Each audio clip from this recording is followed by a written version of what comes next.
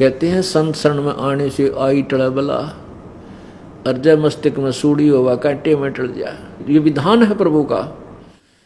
अब आदमी बीमार हो जाता है, काम भी छूट गया है, पड़ा रहा उसमें हॉस्पिटल में, 15 दिन में छुट्टी मिली, 50,000 रुपये लगे। और पुण्यात्माओं, आप जहाँ से कदम रखते हो ना इस भगवान के दरबार के लिए, वहीं से आपके पुण्य शुरू हो जाते हैं। जो आपका किराया आने जाने में लगता है, ये पुण्य में लगता है आपका, ये भी पुण्य में काउंट होता है, ये आपका धर्म में गिना जाता है। तो ये सभी मिलकर आपको बहुत ही लाभ देता है। पुण्यात्माओं, अब संसार के व्यक्ति जो भगवान से अपरिचित हैं, वो आपके बारे में ना जाने के विचार रखते हैं। वह क्या कहते हैं, भाई हम तो 6 महीना में जाया करें माता दोकड़, और ये 30रे दिन सत्संग में चले जाते हैं, 10वें दिन भाग लेते हैं, इनका दिमाग खराब हो रहा है, ये तो बौड़ी बूझ हैं, ये तो काम जो है ना अपना नाश करेंगे, पैसा बर्बाद करते हैं, देख लियो थोड़े दिन में कंगाल हो जाएंगे। परमात्मा कबीर जी कहते हैं, चिड़ी चौंच भर लेगी नदी न घट्यो नीर, और दान दिए धन घटे नीनो कह रही साहिब कबीर। परमात्मा अपने सिग्नेचर कर रहे हैं कि दान तो धन नहीं घटेगा, लेकिन कुपात्र को दिया हुआ दान लाभ नहीं देता। सुपात्र यानी ठीक ठिकाने। अब बंजड़ खेत में गेहूं बोनता है, गेहूं नहीं उपलब्ध होगा। अपनी अच्छी संवारी हुई डहर के अंदर, डहर खेत में बीज बोगे, वो जमीन अपना धन रखेगी नहीं, कई गुना करके देती है। अब जैसे किसान 1 एकड़ जमीन में और 40 किलो गेहूं डालता है, एक बार तो वो ऐसा लगता है जैसे गेहूं बर्बाद कर दिए, माटी में गिर दिए, और फिर वो 60-70 मन, 70-80 मन लाता है 40 किलो के, यानी 1 मन के 80 मन गेहूं वो लेकर आता है 1 एकड़ में। अब पुण्यात्माओं, ये विचार करने की बात है कि जो इस प्रोसीजर से परिचित नहीं है परमात्मा के मार्ग तक, उनको तो हम ऐसे लगे हैं जैसे ये बर्बाद कर रहे हैं धन को। एक समय एक किसान गेहूं बोआ था, और एक बड़े शहर का रहने वाला कोई बाबूजी, कोई अच्छा कर्मचारी, जिसकी पहली बार गांव में ड्यूटी लगी थी, शहर से वो गांव की तरफ जा रहा था। रास्ते में उसने देखा कि एक व्यक्ति गेहूं को और मिट्टी में डाल रहा है। उस शहर के बाबूजी को तो वो गेहूं अपने घर में लोहे की टैंकी में देखे थे, गले हुए सुरक्षित, और उसके विषय में पता था कि ये खराब हो जाएंगे, पानी लग जाए तो खराब हो जाएंगे, उसमें और भी दवाई डाली जाती है ताकि वो ठीक रहे, खराब ना हो जाए। और वो इतने अच्छे खाने की वस्तु है, जीवन दाता है गेहूं। तो उसने, बाबूजी ने देखा कि एक किसान गेहूं एक थैले में भर रखे हैं, और बैलों के पीछे एक यंत्र जोड़ रखा है, हल, उसके अंदर एक पाइप सी ला रखी होती है जिसको ओरना बोल रहे हैं, बीज बोने की एक पाइप होती है बीज छोड़ने की। तो उसमें डाल कर खेत की मिट्टी में वो गेहूं डाल रहा है। अब उस शहर के व्यक्ति ने सोचा, भाई यू आदमी मेंटल तो नहीं है, इतनी अच्छे खाने की चीज को और माटी में गिरने लग रहा है, इसका दिमाग खराब हो रहा है।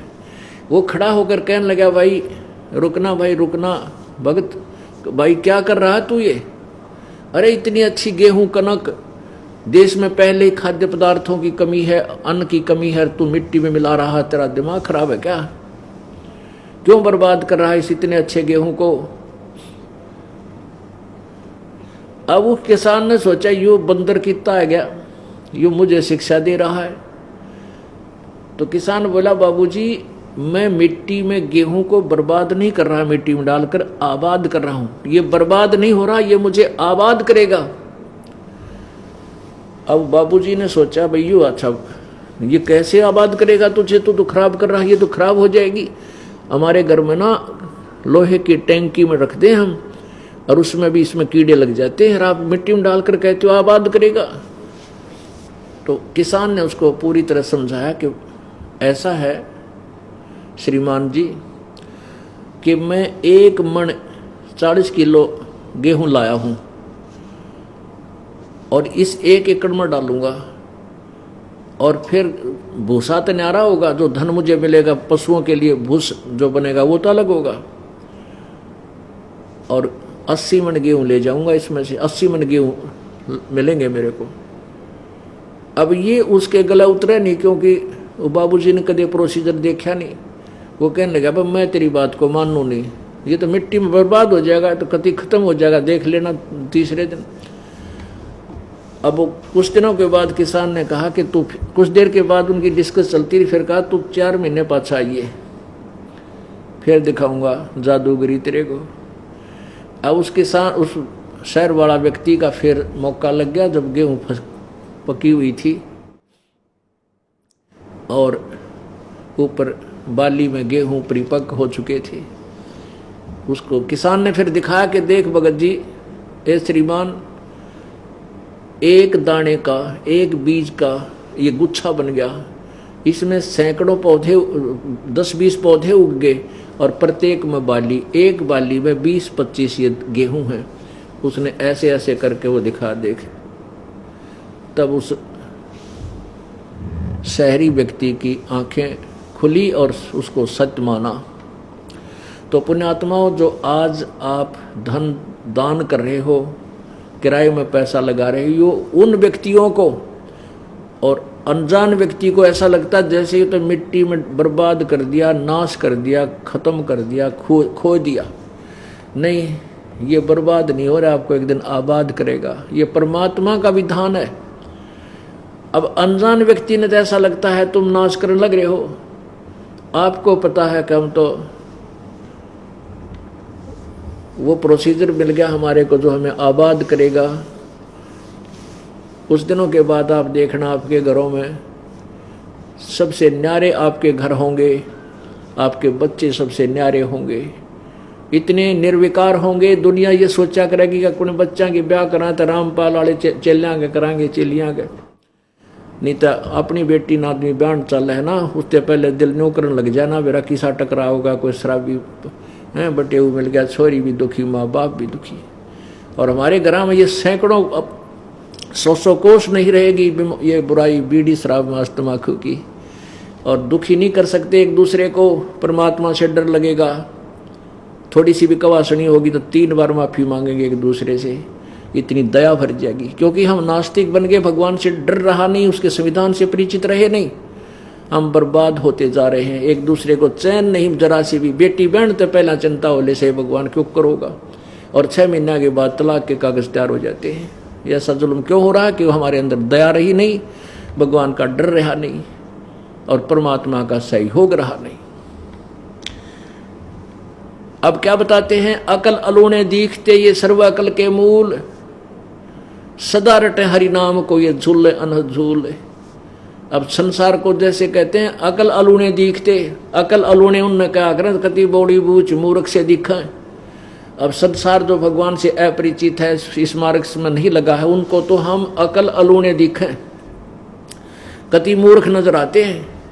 लेकिन ये सर्व अकल के मूल, ये इन्होंने सब, अकल माने ज्ञान, ये आप तो सब ज्ञानों की जड़ ग्रहण कर रहे हो, चाहे किसी ने आप अकल अलूने दिखते हो, क्योंकि आप दिन रात मालिक याद करो और शुभ काम में आपकी नीयत होगी। अकल अलूने दिखते ये सर्व अकल के मूल, हरदम रटे भगवान को ये झूलने अनहद झूल। इस प्रकार हमने अपने मालिक के विधान को मद्देनजर करके संसार की बातों में नहीं आना, वो तो अनजान है। एक पहले हम गांव में जाकर पाठ किया करते थे, तो प्रारंभ में कुछ ये 2500 रुपये लगते थे उस पाठ के करने में। हम अपना किराया नहीं लेते थे, जो पाठ करने जाते थे कोई पैसा कोई नहीं लेता था, क्यों तकरीबन मेरे साथ जो भगत दास भी सर्विस करता था और भी सर्विस वाले भक्त थे वो साथ सहयोग दिया करते थे, छुट्टी ले लेते, सैटरडे संडे नाम पाठ कराया करते। तो फिर वो क्या सिर्फ खाना भंडारा और जो पाठ की सामग्री आदि आती उसमें 2,500 रुपये लग जाते थे। जिसके हम पाठ कर रहे थे उसकी बहन का पति आ गया, बहनोई, और उसका दूसरा भाई उपदेश नहीं ले रखा था और वो शराबी था, वो मेहमान वो रिश्तेदार रिलेटिव जो था शराब पिया करता। तो वहाँ पाठ चल रहा था, छोटे छोटे बच्चे थे, उन्होंने उसको आते ही कह दिया कि फूफा जी आज हमारे घर में मत आइए, तू शराब पी रखी है और बीड़ी भी पीता है। वो कहने लगा अच्छा भाई तेरी वहीं रोटी ले आऊँगे। वो दूसरे घर पहुँच गया, तो दूसरे दोस्त का साला था दूसरा, वहाँ रुक गया। अब उन्होंने तो उसको पट्टी पढ़ा दी, वो तो नाश करेंगे, ऊपर चौबारे बना रखे हैं, उनका किवाड़ ना चढ़वाए गए, किवाड़ ना चढ़वाए 2,500 रुपये ला दिए, यो खागड़ा रहे न खुआन लाग रहा, 2,500 रुपया नाश कर दिया। अब वो सुबह जब हम तो चले गए पाठ पूठ करके, 20 दिन आया था शाम में, हम सुबह भोग लगा कर आगे पीछे बताओ थे वह बोले जी वो इब के कर ले संसार का। अब वो हमारा जो मेहमान खुद तो दारू पीवे और बीड़ी पीवे, कति बर्बाद होया पड़ा। और मन ने शिक्षा दिया के नो कहे तने कुआड़ क्यों ना चढ़वा लिए, नाश कर दिया, 2,500 रुपये ला दिए, खुआ दिए लोग आते यहाँ पर। अब बताओ उसने मैं क्या समझाऊँ। आप दारू पीवे सारी बकवाद करे, मैं पुण्य का काम करूँ मुझे बिसरावे। फिर उसको बताया भाई कुआड़ भी चढ़ देंगे, धर्म का काम के रोज होया करे, ये कुआड़ तो 2 दिन पीछे चढ़ जाएंगे। अब वो बताता था कि मेरी पत्नी इतनी बीमार रहा करती, हमने सारे दिखा ली थी और घर में बरकत नहीं, आए वर्ष एक भैंस मर जा, मुश्किल तो पाल पोस कर तैयार करा, वह भैंस की मृत्यु हो जाए, वो सारा बर्बाद हुआ था, गेली की नाश होया पड़ा था। अब वो उसकी पत्नी भी ठीक होगी, घर में बरकत होने लगी, बताओ पाठ क्यों ना करा होगा वो। और ये धर्म के काम तो वो भी इच्छा होती है अच्छी आत्मा की, तो धर्म तो दसके नहीं दसके तीनों लोग, खैर आयत में खैर है कीजिए आत्मपोख। तो इस प्रकार आपको अन्य व्यक्ति जो भक्ति से दूर हैं वो कुछ भी कहें, उनकी आप नहीं मान सकते यदि आपको पूर्ण ज्ञान हो गया तो पूर्ण ज्ञान कराने के लिए आपको यहाँ बुलाया जाता है। नहीं तो भक्ति आप घर पे कर सकते हो, कोई दिक्कत नहीं। लेकिन अभी आप कच्चे हो और इतने धनी नहीं हुए हो जितना ये दास बनाना चाहता है। आपको ज्ञान भी संपूर्ण नहीं है, बेसिक संपूर्ण ज्ञान हो भी जाए फिर भी कोई न कोई काल की अटकल आपका अड़ी रहेगी। और यहाँ आने से और कई पुण्य प्राप्त होते हैं, जैसे कई प्रकार के पाप होते हैं आपके। कुछ पाप तो ऐसे हैं जो पुण्य से समाप्त होते हैं, कुछ ऐसे पाप होते हैं जो संत जी के दर्शन, साधु के दर्शन से नष्ट होते हैं। कबीरा दर्शन संत का साहेब आवे याद, लेखे में वाए घड़ी बाकी का समय बाद। तो संत देव जी के दर्शन करने से ही कुछ पाप हमारे ऐसे ही कटते और तरीका नहीं उसका उनका, और कुछ ऐसे हैं आशीर्वाद से समाप्त होते हैं, और कुछ पाप ऐसे हैं जो मंत्र के जाप से ही नष्ट होते हैं। तो हमने जैसे ही कपड़ा मैला हो गया हमारा, कमीज ये कुर्ता, अब कुछ तो ऐसे मैल हैं पानी में डालते हैं मिट्टी उतर जाएगी, कुछ ऐसा मैल है कि ये कलर का लग जाता है उस साबुन से और से ही उतरता है, कुछ ऐसा मैल है कि ड्राई क्लीन से ही उतरेगा। तो सभी क्रिया अपना के हमने उस कपड़े को स्वच्छ करना है। तो अपने अंतःकरण को हमने सभी तरीकों से निर्मल करना है ताकि ये भगवान के योग्य हो जाए, ये कमीज पहनने योग्य रहे। इसलिए आपको यहाँ बुलाया जाता है। नमस्कार सर। नमस्कार सर। सर आपका क्या नाम है? सर मेरा नाम जवाहरलाल चौरसिया है, मैं रुद्रपुर उधम सिंह नगर उत्तराखंड से आया हूँ। सर आप संत रामपाल जी महाराज जी से नाम दीक्षा लेने से पहले आप क्या भक्ति साधना करते थे? भक्ति साधना हम जो है अपनी पारंपरिक जो है हमारे परिवार में भक्ति करी जाती थी, उसी को देखा देखी हम वही भक्ति साधना करते थे। हनुमान जी की पूजा, काली जो है उनकी पूजा, उसके बाद और भी जो है 33 करोड़ देवताओं की जो पूजा हमारे हिंदू धर्म में तो कोई जो है किसी देवता को नहीं छोड़ते, सारे ही देवताओं की पूजा कर लेते हैं। तो सारे ही देवताओं की पूजा हम लोग करते थे। सर अभी आपने बताया कि आप देवी देवताओं की पूजा करते थे, तो सर ये भक्ति करने से आपको क्या लाभ प्राप्त हुए? लाभ तो इसमें कोई नहीं हुआ, इसलिए कि मेरी तबीयत जो है ख़राब हो गई थी। मैं गार्ड की नौकरी करता था और गार्ड की नौकरी जो है बैठे बैठे वाली थी, और उस बैठे बैठे नौकरी में हड्डी चटक जाना ये अलग बात है, बहुत बड़ी बात है। तो मैंने सारे अपने इस रुद्रपुर के डॉक्टर, और हल्द्वानी में सुशीला तिवारी बहुत बड़ा मेडिकल कॉलेज है, वहाँ पर डॉक्टरों को दिखाया।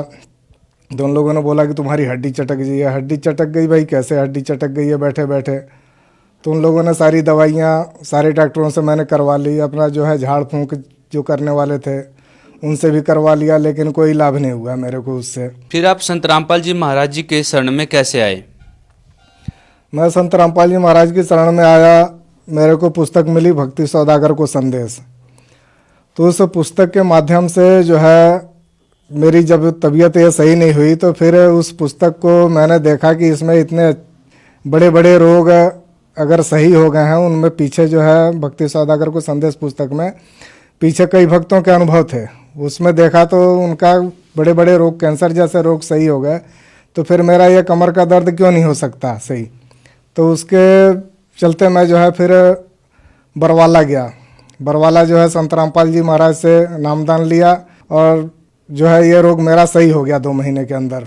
उसके बाद मेरी पत्नी को जो है घुटने का दर्द और सिर का दर्द बराबर रहता था, रोज़ ही दवाई खाती थी वो। हमारे यहाँ से बाज़ार 100 मीटर दूर है, लेकिन उतने दूर बाज़ार में जाने में उसको आधा घंटा लग जाता था। 2 जगह उठक बैठक करते जाती थी वो। और वो नामदान लेने से, खाली उसका जो है संत रामपाल जी महाराज से नामदान लेने से ही उसका ये सारा रोग सही हो गया। सर संत रामपाल जी महाराज आज के समय में जेल में हैं, और सर आप संत रामपाल जी महाराज की बताई हुई भक्ति कर रहे हैं, तो सर आपको कैसा लगता है? संत रामपाल जी महाराज जेल में हैं, लेकिन हमारे को या जो भी भक्त समाज है हमारा, उनको लाभ तो उतना ही हो रहा है। ये तो है नहीं कि अगर वो जेल में बंद है तो हमारे लाभ नहीं हो रहे हैं। और जो है नए नए उनके रोज भक्त जुड़ते जा रहे हैं उसमें। अगर वो भक्ति साधना सही नहीं बताते तो कैसे उनसे जुड़ते? इसका मतलब उनका भक्ति सही है, इसलिए उनसे नए नए रोज भगत जुड़ते जा रहे हैं। सर हमने सुना है कि जो भी श्रद्धालु संत रामपाल जी महाराज जी से जुड़ते हैं और उनकी बताई हुई भक्ति करते हैं, उनको लाभ अवश्य होते हैं। तो सर आपका क्या अनुभव है? सर जी ये बात सही है कि जो संत रामपाल जी महाराज से जुड़ते हैं तो उनको लाभ अवश्य होता है। अगर उनको लाभ ना हो तो आज संत रामपाल जी महाराज जेल में हैं, लेकिन उनके अनुयायियों की संख्या बढ़ते जा रही है, तो बिना लाभ के नहीं बढ़ रहा है वो। मेरे को कमर में दर्द था, कमर दर्द जो है सारे डॉक्टर यहाँ पे हमारे रुद्रपुर के और हल्द्वानी में बड़े बड़े अस्पताल हैं, वहाँ पे दिखा लिया, कमर दर्द सही नहीं हुआ। जो है झाड़ फूँक करवाने वाले जितने थे उनसे करवा लिया, लेकिन संत रामपाल जी महाराज की शरण में जाने से हमारा वो रोग सही हो गया। हमारी पत्नी को जो है घुटने का दर्द और सिर का दर्द रहता था बराबर, रोज़ ही दवाई खाती थी, और वो दवाई खा के और दूसरी बीमारी हो जाती थी उसको, लेकिन उस नामदान लेने से ही उसका वो रोग सही हो गया। और उसके बाद हमारे पास जो है अपना कोई मकान नहीं था। संत रामपाल जी महाराज से जुड़ने के 6 महीने के बाद जो है हमारा अपना पक्का मकान हो गया, और आज 2 मंजिले मकान में हम रहते हैं। और उसके बाद हमारे को एक मशीन भी लग गई, दोना प्लेट बनाने वाली। उससे जो है हमारा गुजर बसर जो है अच्छे से हो जा रहा है, कोई दिक्कत नहीं है अब। नहीं तो पहले यहाँ पर जो है 6-7 हज़ार रुपये कमा के हमारा यहाँ पर गुजारा नहीं हो पाता था। और आज जो है 2-2 बच्चे हमारे दिल्ली में पढ़ रहे हैं। 6-7 हज़ार रुपये कमा के दिल्ली में आदमी कहाँ से पढ़ा पाएगा इस समय? आदमी अच्छे अच्छे जो है वहाँ पे कमाने के लिए नहीं जाते हैं कि भाई दिल्ली का खर्चा इतना महंगा है कि हम वहाँ पर जो है कमाएंगे तो वहाँ पर हमारा कुछ बचेगा ही नहीं। और आज हमारा जो है ये स्थिति है कि हम 2-2 बच्चे जो है दिल्ली में पढ़ा रहे हैं संत रामपाल जी महाराज की कृपा से। और भी लाभ है हमारे को हुए। जब हमारा लिंटर पड़ रहा था तो ऊपर से जो है टीन के ऊपर मैं काम कर रहा था, टीन जो है हमारी टूट गई, और टीन टूट के जो है मैं बीच में गिर गया। एक तरफ जो है ईंट रखी हुई थी और एक तरफ जो है चारपाई थी। अगर किसी तरफ भी, अगर ईंट की तरफ गिरता तब भी चोट लगती, और जो है चारपाई की तरफ गिरता तब भी चोट लगती। लेकिन उस बीच में गिरा और ऊपर से ईंट भी कई गिरी, लेकिन मेरे को कोई हानि नहीं हुई। संत रामपाल जी महाराज की कृपा से आज हम जो हैं बहुत अच्छे से राजी खुशी से हैं हम लोग। सर आप जन समुदाय को क्या संदेश देना चाहेंगे? संदेश देने के लिए तो क्या है, हम संदेश नहीं दे सकते, एक प्रार्थना कर सकते हैं कि जो है ये आन उपासना में भक्त समाज लगा हुआ है, मानव समाज लगा हुआ है और उनको कोई लाभ नहीं हो रहा है। इतने एक्सीडेंट हो रहे हैं, इधर उधर आदमी के कई दुर्घटनाएं हो रही हैं, लेकिन आदमी तब भी नहीं सुधर रहा है। और संत रामपाल जी महाराज ऐसे हैं कि उनकी शरण में आने वाले को कभी कोई नुकसान नहीं हो रहा है। तो इसलिए ये मानुष जन्म जो है बार बार नहीं मिलेगा। संत रामपाल जी के शरण में आके और उनसे जो है सच्ची साधना लेके और भक्ति करो और अपना जो है इस मानव जीवन का कल्याण कराओ। सर, अभी आपने बताया कि जो भक्त संत रामपाल जी महाराज जी से जुड़ जाते हैं उनको कभी हानि नहीं होती है। ऐसी क्या शक्ति है संत रामपाल जी महाराज जी के पास कि संत रामपाल जी महाराज जी से जुड़ने के बाद किसी को भी कोई हानि नहीं होती?